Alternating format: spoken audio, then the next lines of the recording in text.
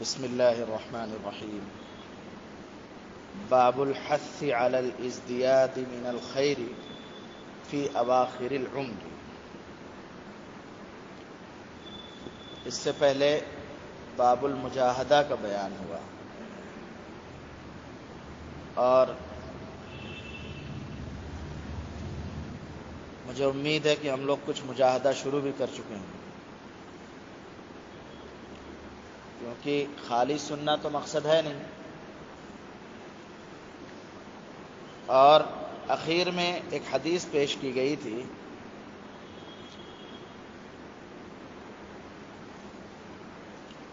اللہ تعالی کچھ خاص خطاب کرتے ہیں اپنے بندوں سے،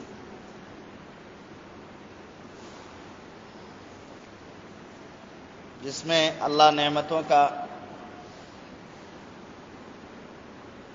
یاد دہانی کرواتے ہیں کہ ہم نے تم کو یہ نعمتیں دی، رات دی آرام کرنے کے لیے، دن دیا تاکہ تم اس میں کماؤ، ہم تم کو نفع پہنچاتے ہیں، تم ہمارا کوئی نقصان نہیں پہنچا سکتے، بہت ساری، جس میں ابو ادریس کے بارے میں بتایا گیا تھا کہ جب وہ حدیث بیان کرتے تو اپنے گھٹنوں پر جھک جاتے، اس قدر اس کے اندر عظمت والے اور اللہ کی نعمتوں کا اظہار تھا۔ ایک بات اور آئی تھی کہ جس کو لمبی عمر ملے اس کے عمل کی زیادتی ہوتی ہے، اس لیے عافیت کے ساتھ اور حسن عمل کے ساتھ لمبی عمر کی دعا بھی مانگنی چاہیے۔ آج کا جو ہمارا باب ہے وہ خاص طور سے زیادہ عمر والوں کے لیے ہے،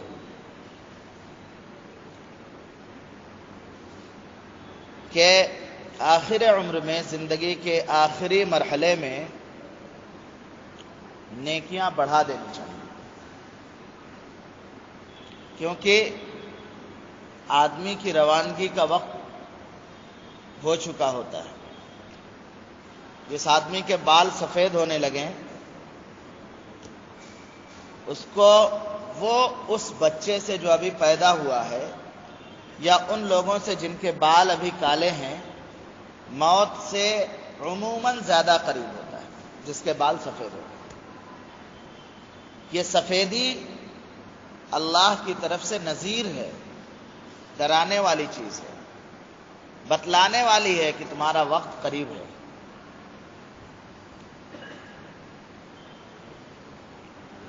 خاص طور سے آخر عمر میں آپ صلی اللہ علیہ وسلم نے بھی مغفرت کی دعا کو بہت کر دیا تھا، بے پناہ مغفرت کی دعا کیا کرتے تھے۔ اور اب حالات یہ ہیں کہ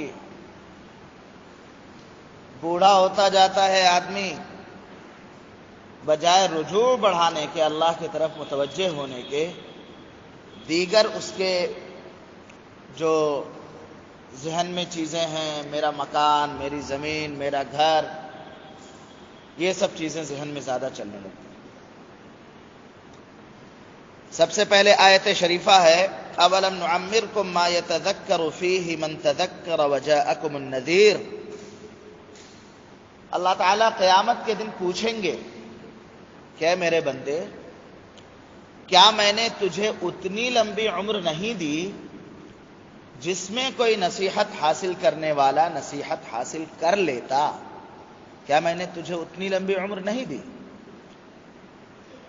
اور تمہارے پاس ڈرانے والا بھی آیا، اللہ کے رسول آئے، اللہ کے رسول صلی اللہ علیہ وسلم میری طرف سے کتاب لائے، اللہ کہیں گے میری طرف سے کتاب لائے، پھر تمہاری زندگی میں ہم نے علامت تمہارے بال کو کر دیا تھا، سفید بال، کیا تم کو اتنی عمر نہیں ملی تھی جس میں تم سمجھنا چاہتے تو سمجھ لیتے؟ یہ اللہ تعالیٰ قیامت میں پوچھیں گے۔ اور ظاہر ہے کہ ہمارے پاس وہاں کوئی بلا وجہ کا عذر نہیں کرنے کی گنجائش نہیں ہوگی۔ ہم وہاں اللہ سے نہیں کہہ پائیں گے کہ اللہ تعالیٰ جاب میں تھے، بہت پریشانی تھی، اللہ تعالیٰ کام کرنا رہتا تھا دن بھر، جو ہے میں نماز نہیں پڑھ پاتا تھا۔ اللہ تعالیٰ جانتے ہیں کہ آپ کیا کر سکتے ہیں۔ جو آدمی 2 گھنٹہ موبائل دیکھ سکتا ہے وہ 1 گھنٹے والی نماز نہیں پڑھ سکتا، 1 گھنٹہ 24 گھنٹے میں نکال نہیں سکتا۔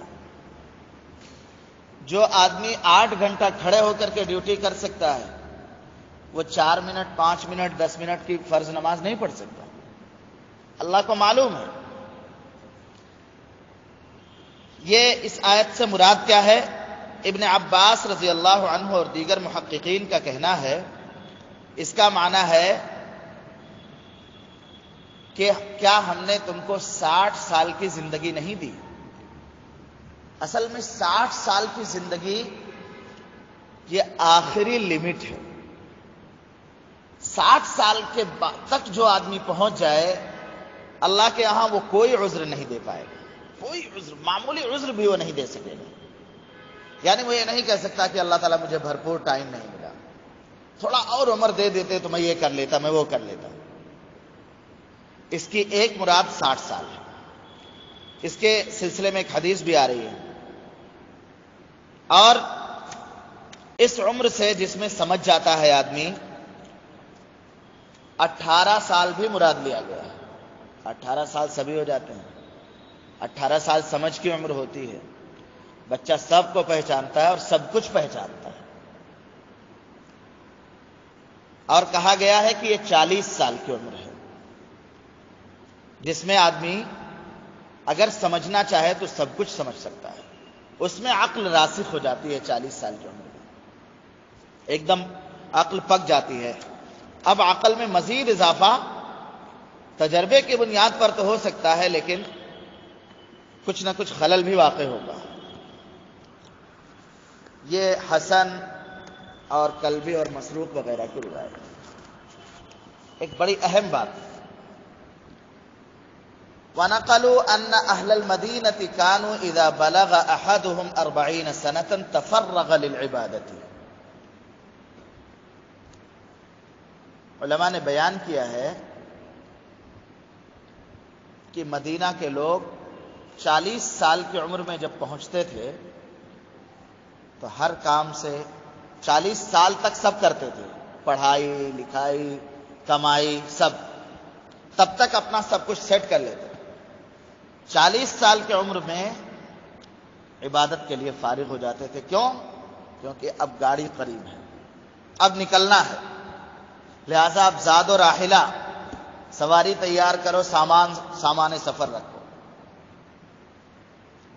40 سال کی عمر میں ایسا کرتے تھے۔ اور اللہ تعالیٰ کا قول وجاءکم النذیر، نذیر سے کیا مراد ہے؟ نبی پاک صلی اللہ علیہ وسلم کی ذات۔ اور کہا گیا ہے کہ بڑھاپا، سفید بال، عمر کی وجہ سے جو سفید بال، یہ بھی انسان کے لیے ڈرانے والی چیز ہے کہ دیکھو تمہارے عیش کے زمانے ختم ہو چکے، لگ چکے ہیں، اب تمہارا ڈاؤن فال شروع ہو گیا ہے، اب تمہارا کاؤنٹ ڈاؤن شروع ہو گیا۔ اس کے بعد حدیث ہے عن ابی ہریرہ رضی اللہ عنہ عن النبی صلی اللہ علیہ وسلم قال اعذر اللہ الى امرئ اخر اجلہ حتى بلغ 60 سنة رواہ البخاری۔ اللہ تعالی نے اس شخص کا عذر پورا کر دیا، یعنی اس شخص کو عذر کی مہلت ختم کر دی جس کی موت کو 60 سال تک اللہ نے مؤخر کر دیا۔ 60 سال تک جس کی عمر پہنچ گئی وہ اللہ کے یہاں کوئی ایکسکیوز نہیں دے سکتا۔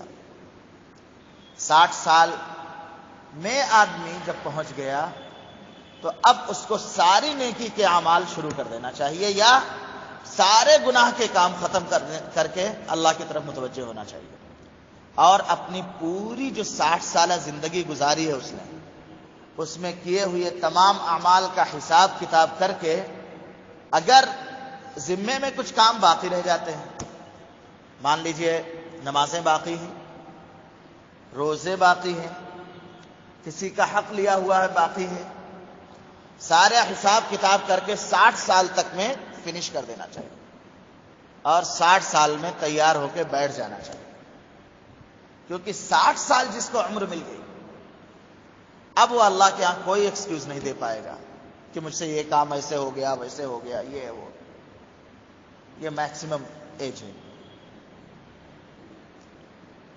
قال العلماء معناه لم يترك له عذرا اذا امهله هذه المدة۔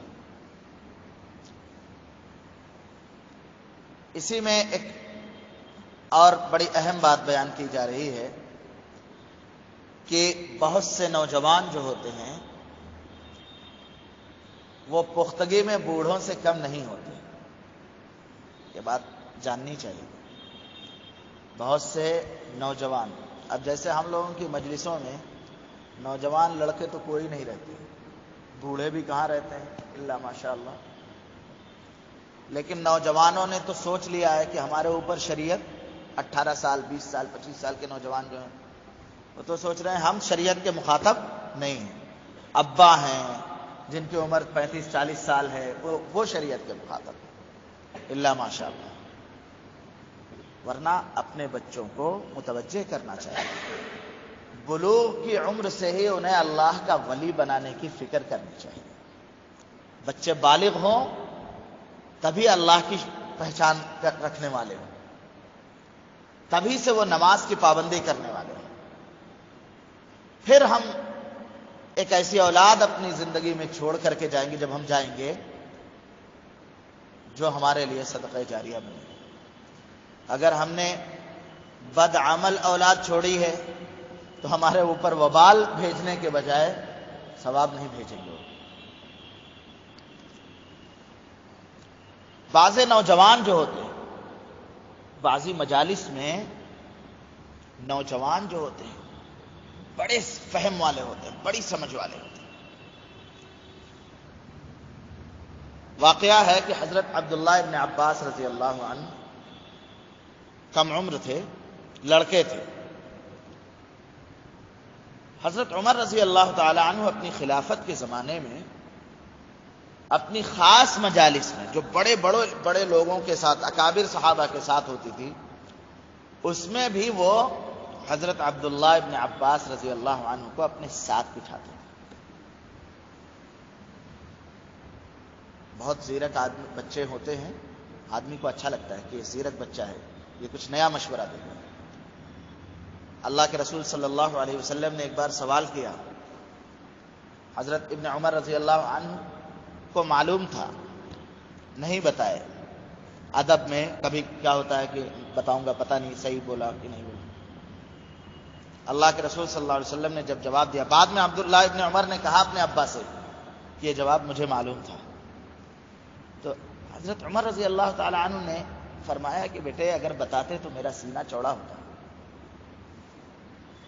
مجھے فخر ہوتا۔ ابن عمر بہت بڑے صحابی، کم عمر تھے وہ بھی، تو حضرت عمر رضی اللہ تعالی عنہ ابن عباس رضی اللہ عنہ کو اپنی مجلس میں رکھا کرتے تھے۔ وہ تو عبداللہ ابن عمر ان کے بیٹے تھے، یہ دوسرے ہیں۔ تو جو بوڑھے لوگ ہوں، مان لیجئے جو خطیب ہے وہ چھوٹے بچے کو دیکھ کر کے، نوجوان کو دیکھ کر کے خوب اس کی طرف متوجہ ہو، اس کا مشورہ لے، تو بوڑھے جو اپنے کو بہت بڑے چودھری سمجھتے ہوں، بہت بڑے اپنے کو سمجھدار سمجھتے ہوں، ان کو اعتراض ہو سکتا ہے کہ یہ دیکھیے ہماری بڑے اشیاخ کی مجلس میں اس بچے کا کیا کام۔ اور ہم لوگ کہتے بھی ہیں نا کہ بڑوں کے بیچ میں بچے نہ بولیں، بند رکھتے ہیں زباں منہ نہیں کھولا کرتے، چاند کے سامنے تارے نہیں بولا کرتے۔ تو ہم ایسا سمجھتے ہیں کہ جو بچے ہوں وہ نہ بولیں، لیکن یہ ہماری روایات کے خلاف ہے۔ اگر کوئی واقعی سمجھدار لڑکا ہے، علم والا ہے، اس کو اپنی مجلس میں شریک کرنا چاہیے۔ عمر رضی اللہ تعالی عنہ شریک کرتے تھے۔ کان عمر يدخلني عن ابن عباس رضی اللہ عنہما قال كان عمر رضی اللہ عنہ يدخلني مع اشیاخ بدر بدر کے مشائخ، بدر کے صحابہ کے ساتھ ان کو بٹھاتے تھے. فَكَأَنَّ بَعْضَهُمْ وَجَدَ فِي نَفْسِهِ، اپنے کچھ لوگوں نے اپنے دل میں ذرا خدورت کا احساس کیا، کچھ ناراضگی خفگی کا احساس. فقال، چنانچہ انہوں نے کہا لِمَ يُدْخِلُ هَذَا مَعَنَا وَلَنَا أَبْنَاءٌ مِثْلُهُ، کہ ان کو کیوں ہمارے ساتھ داخل کرتے ہیں؟ بھائی یہ لڑکا ہے، بچے ہیں، حالانکہ اور ہمارے بیٹے اس کے برابر برابر ہیں، تو ہم اپنے بیٹوں کو تو نہیں لاتے. فقال عمر انه من حيث علمتم، عمر رضی اللہ تعالیٰ عنہ نے کہا کہ تم لوگ ابن عباس، عبداللہ ابن عباس کا مقام جانتے ہو. اللہ کے رسول صلی اللہ علیہ وسلم نے ان کو مفسر قرآن کا، مفسر هذه الامہ کہا ہے، ان کا بڑا مقام ہے. ایک بار پھر حضرت عمر رضی اللہ تعالیٰ عنہ نے بوڑھوں کو آزمانا چاہا. کیسے؟ مجلس ہوئی، سارے لوگ جمع ہیں، مشائخ. عمر رضی اللہ تعالیٰ عنہ نے کہا اذا جاء نصر اللہ والفتح، یہ سورت پڑھی اور صحابہ سے پوچھا جو اس وقت ان کی مجلس میں بیٹھے تھے، صحابہ تابعین جو بھی، تو ان سے پوچھا کہ اس سورت کا کیا مطلب ہے، اذا جاء نصر اللہ والفتح کا کیا مطلب ہے. عمر رضی اللہ تعالی عنہ حضرت ابن عباس کی حاضری کو جسٹیفائی کر رہے ہیں، ان کے حاضر ہونے کو اور ان کی رائے لینے کو جسٹیفائی کر رہے ہیں. ان سے کہہ رہے ہیں کہ میں جو کر رہا ہوں صحیح کر رہا ہوں. کیسے؟ کہنے لگے اذا جاء نصر اللہ والفتح کا مطلب بتائیے. صحابہ نے کہا کہ بھائی ہم کو یہ کہا گیا ہے کہ اللہ تعالیٰ جب ہم کو فتح و نصرت دیں تو ہم اللہ کی تعریف کریں اور اس سے معافی مانگیں. اس آیت میں یہی کہا گیا ہے کہ اذا جاء نصر اللہ والفتح، کہ جب اللہ کی مدد اور اللہ کی طرف سے فتح آئے تو فسبح بحمد ربک واستغفرہ، اللہ کی تعریف کرو اور مغفرت کرو، اللہ سے مغفرت مانگو. اور ظاہر ہے کہ آیت کا یہی مطلب ہے، لفظی طور پر آیت کا یہی مطلب ہے. سارے لوگوں سے پوچھا، سب نے یہی کہا کہ بھائی یہی مطلب ہے کہ جب اللہ ہم کو نصرت دے، فتح دے، تو ہم سب اللہ کی تعریف کریں اور اس سے مغفرت مانگیں. حضرت عمر رضی اللہ عنہ نے اب پوچھا ابن عباس رضی اللہ عنہ سے، ان سے کہا عبداللہ کیا خیال ہے آپ کا؟ تو انہوں نے کہا لا، یہ اس آیت کا بنیادی مطلب نہیں ہے.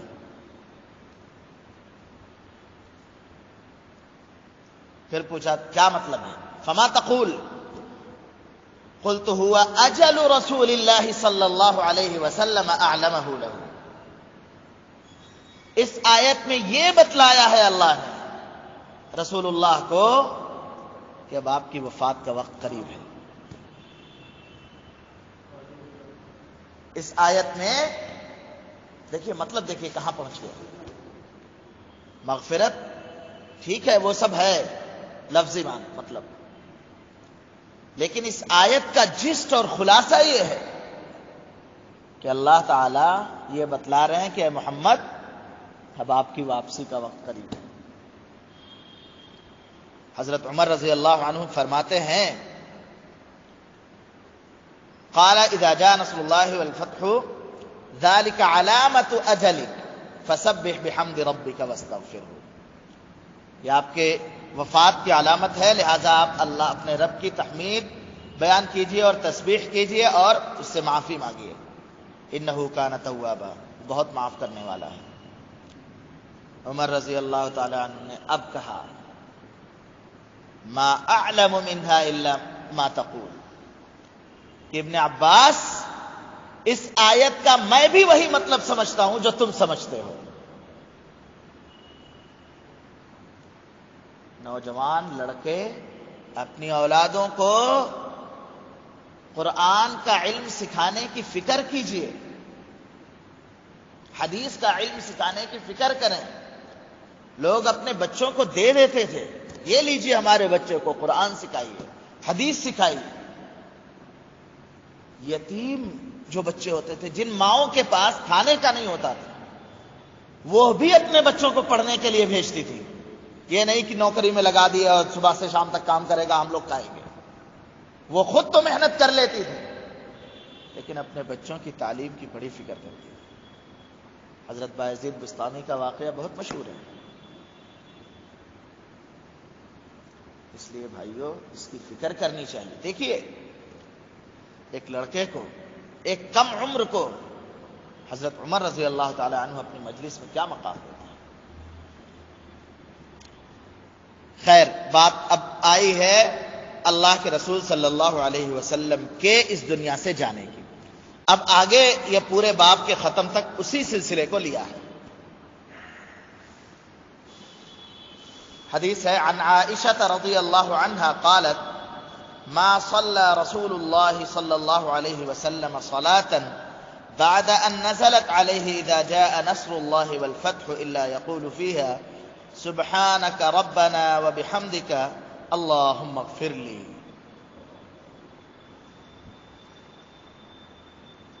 اللہ کے رسول صلی اللہ علیہ وسلم پر جب سورہ فتح نازل ہوئی، سورہ نصر نازل ہوئی،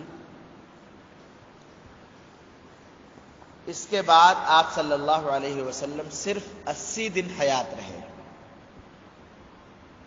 اس دنیا میں۔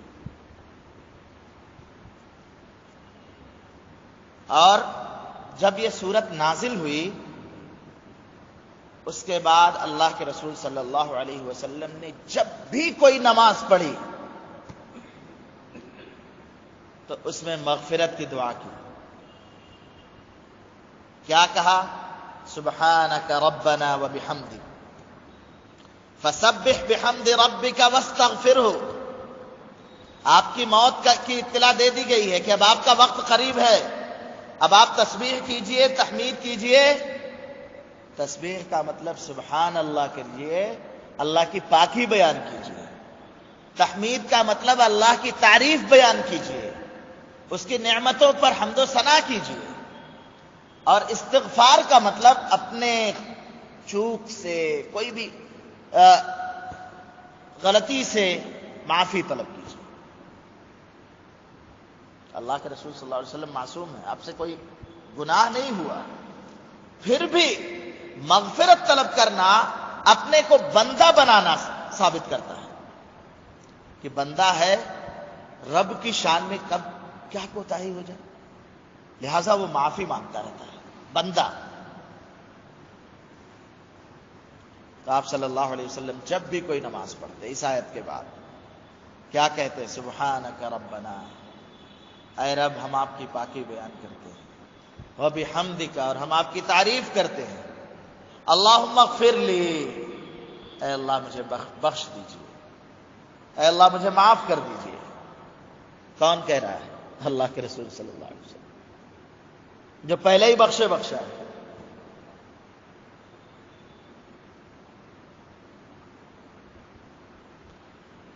صحیحین بخاری مسلم کی روایت میں ایک اور بات ہے، کان رسول اللہ صلی اللہ علیہ وسلم یکثر ان یقول فی رکوعہ وسجودہ سبحانک اللہم ربنا وبحمدک اللہم اغفر لی، یتأول القرآن۔ کہ رسول اللہ صلی اللہ علیہ وسلم بکثرت رکوع میں بھی اور اپنے سجدوں میں دعا کرتے ہیں، وہی سبحانک اللہم، اللہ ہم آپ کی پاکی بیان کرتے ہیں، وبحمدک، اور ہم آپ کی تعریف کرتے ہیں، اللہم اغفر لی، اللہ مجھے بخش دیجیے۔ یتأول القرآن، قرآن کی بات پر عمل کرتے ہوئے، معنی یتأول القرآن ای یعمل ما امر به فی القرآن فسبح بحمد ربک، اسی آیت پر عمل کرتے ہوئے۔ اور دیکھیں کیا فرما رہے ہیں، مسلم شریف کی ایک روایت میں ہے کان رسول اللہ صلی اللہ علیہ وسلم یکثر ان یقول قبل ان یموت، اپنی وفات سے پہلے آپ بکثرت پڑھا کرتے تھے، اب نماز کی قید ختم ہو گئی، سبحانک اللہم وبحمدک استغفرک واتوب الیک، اے اللہ ہم آپ کی پاکی بیان کرتے ہیں، آپ کی تعریف کرتے ہیں، استغفرک ہم آپ سے معافی مانگتے ہیں، واتوب الیک اور ہم آپ کے سامنے توبہ کرتے ہیں۔ اللہ کے رسول صلی اللہ علیہ وسلم معافی مانگ رہے ہیں۔ اما عائشہ رضی اللہ عنہا کہتی ہیں قلت یا رسول اللہ ما هذه الكلمات التي اراك احدثتها تقولها، کہ اللہ کے رسول میں کیا دیکھ رہی ہوں، آپ نیا نیا کلمہ جو ہے نئی نئی دعا ایجاد کر رہے ہیں، آپ کہہ رہے ہیں میں دیکھ رہی ہوں۔ تو اللہ کے رسول صلی اللہ علیہ وسلم نے یہ نہیں بتلایا کہ میرا وقت قریب ہے، یہ بتلایا کہ مجھے ایک علامت بتلائی گئی ہے کہ جب اللہ کی طرف سے نصرت اور فتح آپ دیکھیں اور آپ دیکھیں کہ لوگ آپ اللہ کے دین میں داخل ہو رہے ہیں جوق در جوق، تو مجھے حکم دیا گیا ہے کہ میں تسبیح کروں، تحمید کروں اور استغفار کروں، اس لیے میں یہ کرتا ہوں۔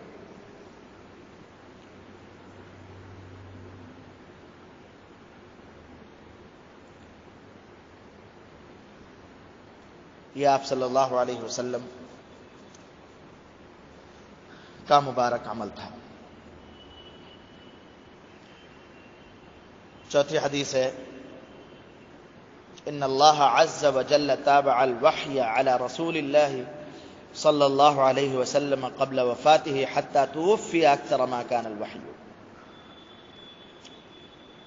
آپ صلی اللہ علیہ وسلم کی آخری عمر میں آپ پر وحی بکثرت بھیجی جا رہی تھی، کیونکہ کام اب سمیٹا جا رہا تھا، سارے جتنا کام رہ گیا تھا سب مکمل کرنا تھا، اور آپ صلی اللہ علیہ وسلم نے سب کو گواہ بھی بنا دیا تھا کہ دیکھو میں نے اپنا کام مکمل کیا۔ دنیا میں کوئی آدمی اپنا کام مکمل کر کے نہیں گیا سوائے رسول اللہ صلی اللہ علیہ وسلم۔ اس زمانے میں بہت زیادہ وحی آتی تھی، وہی بات بیان کی۔ اس باب کی آخری حدیث ہے اور آنکھ کھولنے والی ہے بھائیوں، اس سے زیادہ خطرناک حدیث شاید آپ سنیں، اس سے خطرناک مضمون یبعث کل عبد علی ما مات علیہ۔ حضرت جابر رضی اللہ عنہ کی روایت ہے کہ رسول اللہ صلی اللہ علیہ وسلم نے فرمایا قیامت کے دن ہر آدمی اسی حالت پر اٹھایا جائے گا جس حالت پر اس کی وفات ہوئی ہو۔ بے نمازی مرا، بے نمازی اٹھایا جائے گا، بے ریش مرا، بے ریش اٹھایا جائے گا، خائن مرا، خائن اٹھایا جائے گا، اللہ کی عبادت کرتے ہوئے مرا، عابد اٹھایا جائے گا، اللہ کے بندوں کے حقوق ادا کرتے ہوئے مرا، اللہ کے بندوں کے حقوق پورا کرنے والا اٹھایا جائے گا۔ یہ اور یاد رکھیے جو جس حالت پر اٹھایا جائے گا اسی پر استقرار بھی ہو جائے گا۔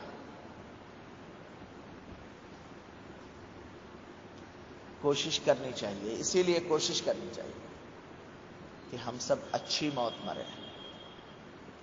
اللہ سے دعا کرنی چاہیے کہ اللہ ایمان کی حالت میں خاتمہ فرما۔ آپ کو بتاؤں، جب آدمی مرنے والا ہوتا ہے تو شیطان آتا ہے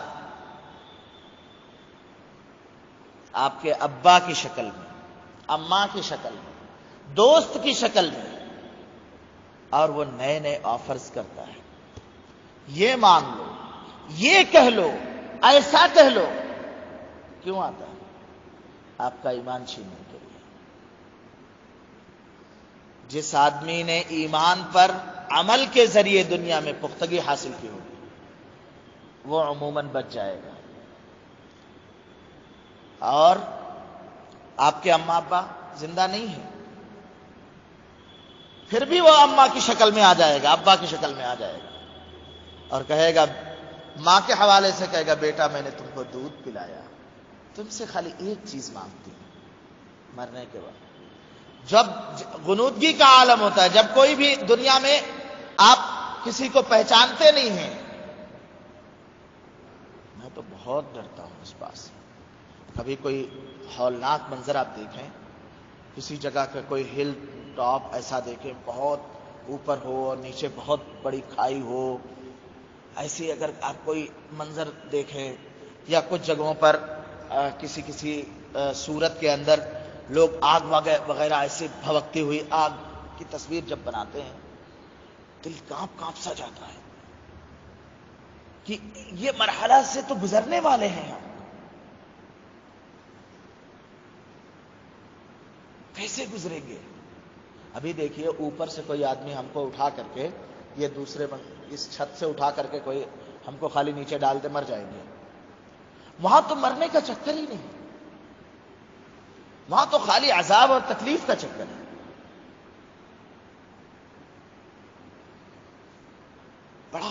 بڑا خوف ہوتا ہے. اس لیے فکر کرنی چاہیے کہ ہم کو زندگی تو کیسی بھی گزر جائے.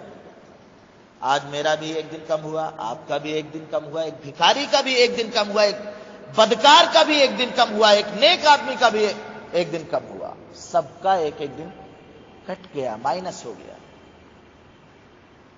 لیکن جو اچھا گزارا اس کو آخرت میں اچھا بدلہ ملے گا, اور جس نے برا گزارا اس کا پتہ نہیں کیا حال ہوگا. اس لیے فکر کرنی چاہیے ہر آدمی کو کہ میں اچھی موت مروں, کیونکہ مرنا ضروری ہے. اور ہر وقت آپ کام میں ہیں, استغفار ضرور کرتے رہیں. اللہم اغفر لی, اللہ مجھے معاف کر دیجیے. کسی کو سنانے کی ضرورت نہیں ہے. آپ تنہا ہوئے 2 منٹ کے لیے ہاتھ اٹھا لیں, اللہ معاف کر دیجیے, بڑا گنہگار ہے. اللہ کی پاکی بیان کرتے رہیے, سبحان اللہ پڑھتے رہیے. کاؤنٹنگ کی اللہ کے یہاں ضرورت نہیں ہے, جتنا آپ پڑھ لیں الحمدللہ کہتے رہیں, اور استغفر اللہ ضرور کہیں. استغفر اللہ کہتے ہوئے کبیرہ گناہوں سے بھی معافی کا ارادہ کریں, کبیرہ گناہوں سے توبہ کا ارادہ کریں, تاکہ وہ توبہ بھی, گناہ جب ہم اس کے عادی ہوں گے تو دھیرے دھیرے انشاءاللہ کبیرہ گناہوں سے بھی بچنے والے ہو جائیں گے. بڑا معاملہ ہے آخرت کا. اللہ تعالی ہم سب کو آخرت کی زندگی بہت اچھی ہم سب کی بنائے, اور ہم سب کی ایمان کی حالت میں وفات کرے. بس آج کا اتنا ہی رہے گا. دعا میں یاد اللہم صلی علی سیدنا مولانا محمد وبارک وسلم. اللہم صلی علی سیدنا ومولانا محمد وبارک وسلم. اللہم صلی علی سیدنا ومولانا محمد وبارک وسلم. الحمد للہ رب العالمین الرحمن الرحیم مالک یوم الدین. ایاک نعبد و ایاک نستعین اهدنا الصراط المستقیم صراط الذین انعمت علیہم غیر المغضوب علیہم ولا الضالین. یا حی یا قیوم برحمتک نستغیث اصلح لنا شأننا كله ولا تكلنا إلى أنفسنا طرفة عين. ربنا لا تزغ قلوبنا بعد إذ هديتنا وهب لنا من لدنك رحمة إنك أنت الوهاب.